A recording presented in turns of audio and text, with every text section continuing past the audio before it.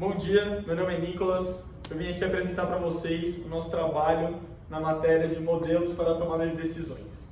Bom, nos últimos meses, o BNDES vem apresentando algumas notícias onde eles mostram que a carteira de investimento deles, a participação, né, BNDES Participações, mais conhecido como BNDES Par, vem trazendo muitas dificuldades, problemas, e a gente usou isso com nossos conhecimentos em finanças para tratar, estudar as ações da carteira deles e usar os conhecimentos em finanças realmente para descobrir qual é a volatilidade das ações, o risco, os retornos, e com isso conseguir modelar um perfil, uma porcentagem de carteira onde a gente consegue trazer também os princípios da microeconomia para um consumidor mais avesso ao risco ou mais propenso ao risco, escolher a carteira ideal, maximizando o seu retorno e minimizando os seus riscos.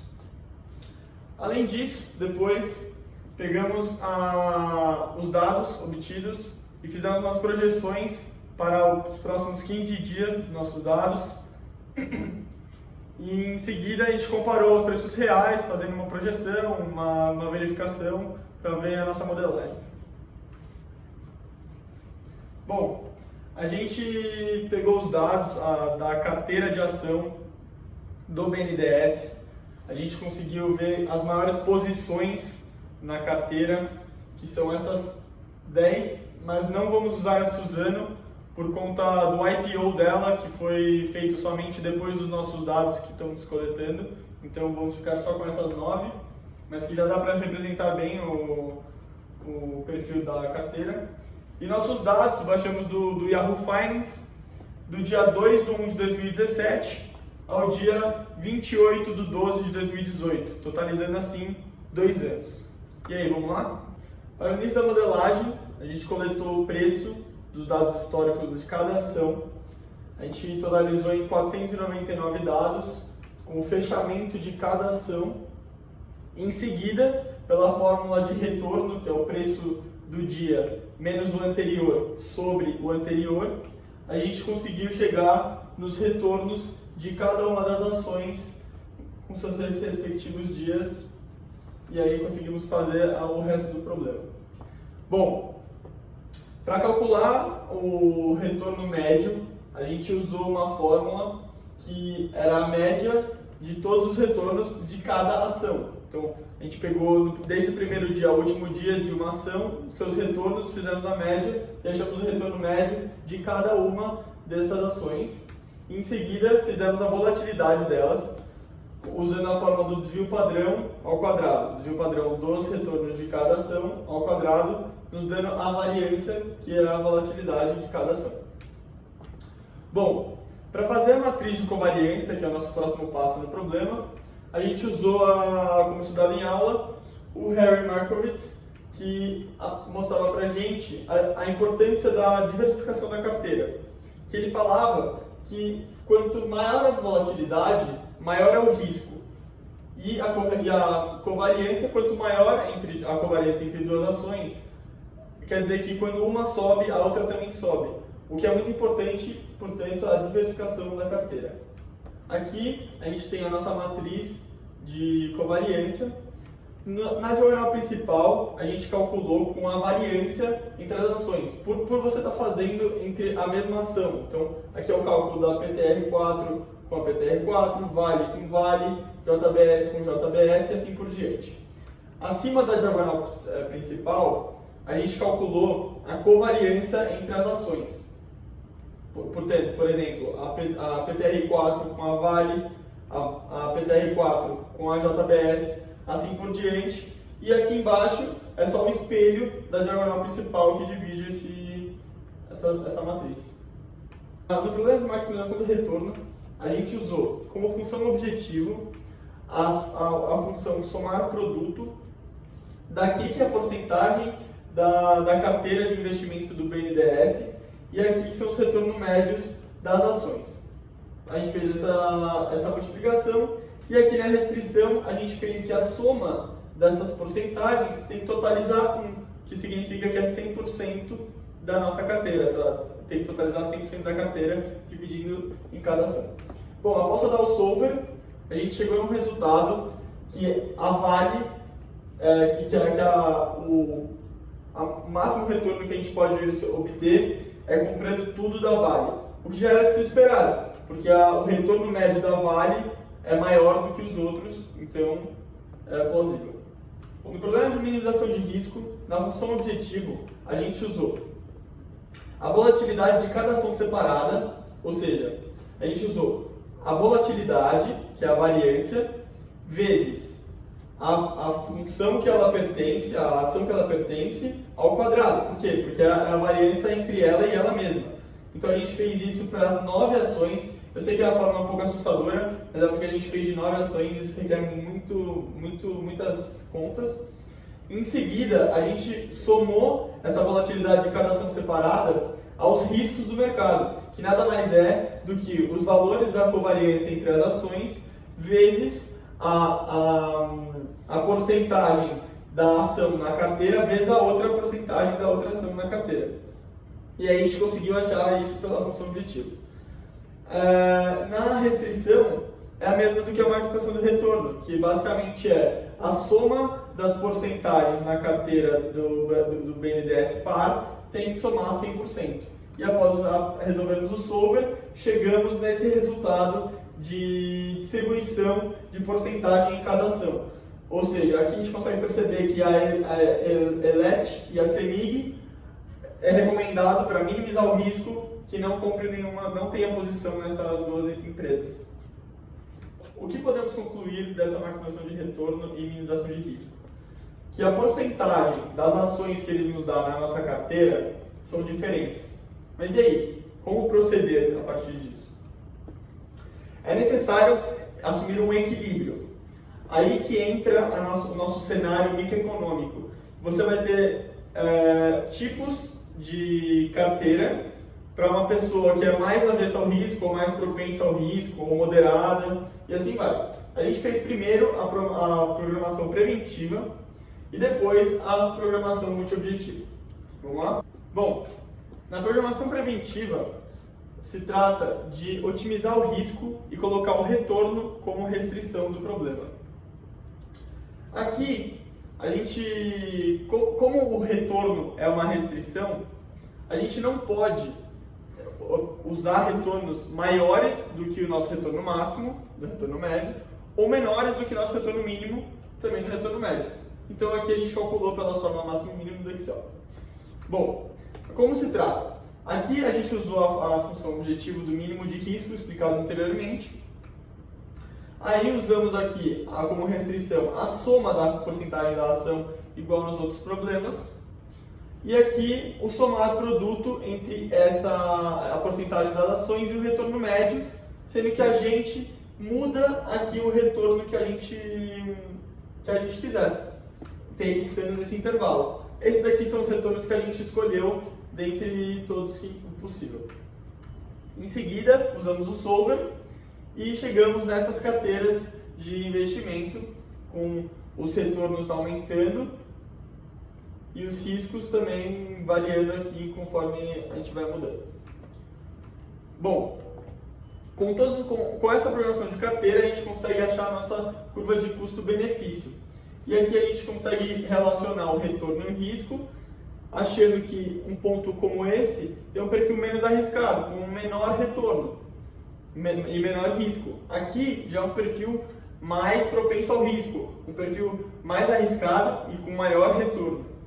A programação de multiobjetivo é um pouco diferente. É uma função que é uma média ponderada entre o risco e o retorno. A gente usa uma função que depende de um alfa e um beta, sendo o alfa o peso que você dá ao retorno e o beta o peso que você dá ao risco. Aqui no problema, a gente usou na função de maximização, a gente fez alfa vezes retorno menos beta vezes risco. Em seguida, a gente usou na forma de risco aqui da função objetivo, a mesma forma utilizada anteriormente nos outros exercícios, e no retorno também a soma produto que usada nos outros do retorno médio e a porcentagem das ações. O alfa e o beta, a gente insere eles tendo obrigatoriamente o alfa e o beta somando 1. Ou seja, aqui a gente usou 0,07 e 0,93. Os alfas e o betas usados no nosso trabalho foram esses, que com isso obtivemos esses riscos e esses retornos. Uma vez que a gente tem isso, a gente consegue traçar o nosso gráfico, tendo aqui o retorno e o risco, e aqui as combinações desses resultados. Sendo aqui, por exemplo, um perfil mais moderado, sendo alfa e beta 0,5 e 0,5, um perfil que ele dá a mesma importância para os retornos, mas a mesma importância ao risco. Então a gente consegue perceber que o retorno dele não é tão alto quanto o maior risco. Na segunda página do nosso modelo, a gente fez uma simulação de Monte Carlo a partir dos dados históricos e fazendo assim uma projeção do preço de cada empresa, da ação de cada empresa. Para cada empresa, a gente fez 5 simulações diferentes, assim para ser mais preciso, e projetando para os próximos 15 dias a partir do nosso último dia do dado histórico. A partir disso, a gente comparou os retornos desses 15 dias pela simulação e o retorno pelos preços reais da ação nos 15 dias. Em seguida, a gente usou a distribuição da porcentagem da carteira achada no multiobjetivo de um perfil moderado ao risco e com os alfa e beta igual a 0,5, e também a verdadeira carteira, a verdadeira distribuição do BNDES par para comparar o retorno dessas carteiras. Para fazer as simulações das ações, a gente vai mostrar uma como modelo, já que todas foram baseadas na mesma forma, no mesmo exercício. Bom, primeiro a gente pegou na coluna A o fechamento dos preços das ações da ação, aqui no caso a Copel. Aqui no B, a gente calculou os retornos dos preços pela fórmula do logaritmo neperiano do preço do dia de hoje menos dividido pelo de ontem. Na coluna C, a gente calculou a variância do retorno, então a gente fez o retorno ao quadrado. Aqui no retorno médio fizemos a média da coluna dos retornos. Na variação diária a gente fez a média das variações. Na variação anual a gente fez a variação do dia vezes 242, que são os dias úteis que a gente tem nos nossos dados históricos. E o desvio padrão anual é simplesmente a raiz da variação anual. Bom, a gente usou um modelo de simulação de Monte Carlo diferente do aprendido em aula. A gente fez, ao invés da simulação de Monte Carlo para os retornos, que são dados estacionários, a gente escolheu fazer pelos preços, uma coisa mais diferente. A gente leu um livro de finanças que ele calcula dessa forma a simulação, e por mais que os preços tenham uma distribuição mais parecida com a T-Student, pelos nossos conhecimentos de Estatística 2, o livro de finanças assume que ele tem uma distribuição normal, então é possível fazer dessa forma a simulação de Monte Carlo. Bom, e a fórmula dessa simulação, nessa linha a gente tem, aqui são as 5 simulações, nessa linha a gente tem o último preço do nosso dado histórico, ou seja, do dia 28 de 12 de 2018, e em seguida a fórmula que faz essa simulação de Monte Carlo depende do preço do dia anterior e do retorno do preço do dia anterior. Esses 75 valores simulados, 5 simulações de 15 dias, juntamos com os 50 últimos valores dos nossos dados históricos e fizemos um gráfico de expressão para a gente ver como é que se comportou de acordo com as simulações. Bom, aqui está a legenda das séries, aqui são cada simulações. Você consegue ver que a gente tem 5 linhas diferentes, pois foram 5 simulações diferentes. Da mesma forma fizemos para PTR4 e deu essa carinha aqui. Para finalizar, a gente usou as simulações dos resultados e os resultados reais para trazer o retorno desses 15 dias, tanto dos resultados simulados como dos resultados originais do preço da ação. Também fizemos o retorno da carteira do multiobjetivo e também da carteira real do BNDES par. Bom, Para o cálculo da carteira, a gente fez a porcentagem da ação na carteira vezes o retorno. A gente dependia se for o retorno do simulado, a gente fazia pelo retorno simulado, que é a faixa em azul. Se fosse pelo retorno real, a gente fazia pela faixa laranja. Além disso, aqui o preço simulado está na faixa amarela e o preço real está na faixa vermelha.